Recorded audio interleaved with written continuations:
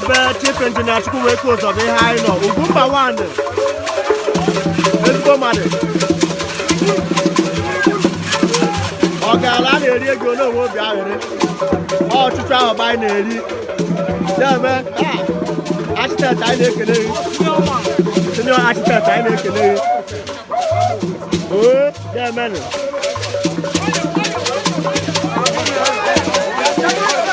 Taparu.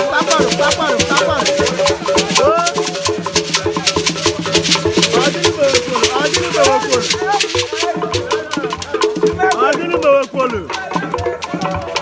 Yene efe. Newele mawo. Oh. Deme.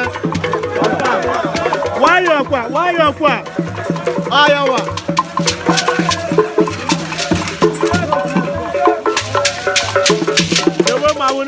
Newe gachapụla achapụ.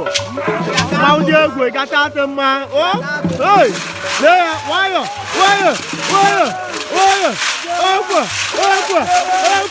Okwa. Hey, Chineke. Ikpo na ọyọ. Yeni egwu Amokwe TV live update bụ ihe anyị nọ. Anyị na-achịga bọbụ n'ichi esoela anyị n'ụwa niile gwa ya bụ ichi esoela anyị.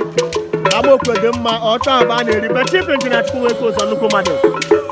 Ihe Amokwe ji bili na ebe a. Dewe ije ma ụdị egwu.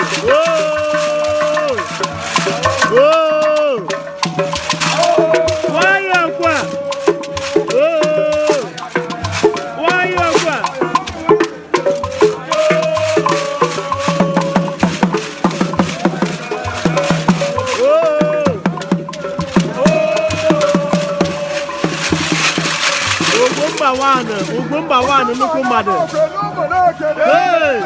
Hey, nwayọ. Chief Engineer Chukwunweike Uzo nnukwu mmadụ. Ogbuechi ọnọgolu.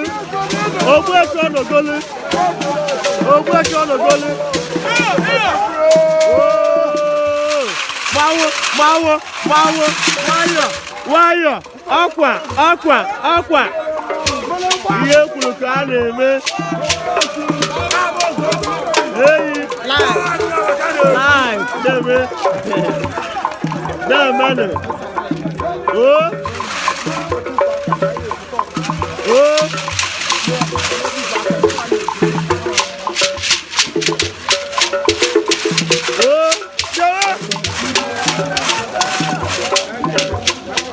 Ikpo na ọyọ.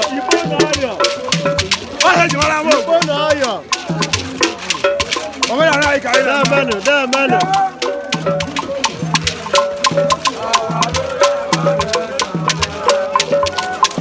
Nwoke dị mma Ogbuechi ọnọgolu 1. Ogbuechi ọnọgolu anyị na-ekele gị nnukwu mmadụ bụ ebo ya baala ọchọ ahụ anyị na-eri na be gị.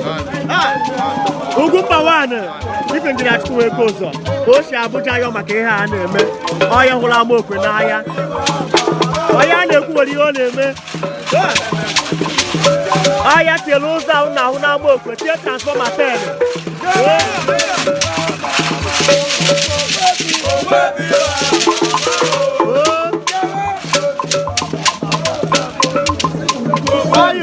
Wire. Anyone who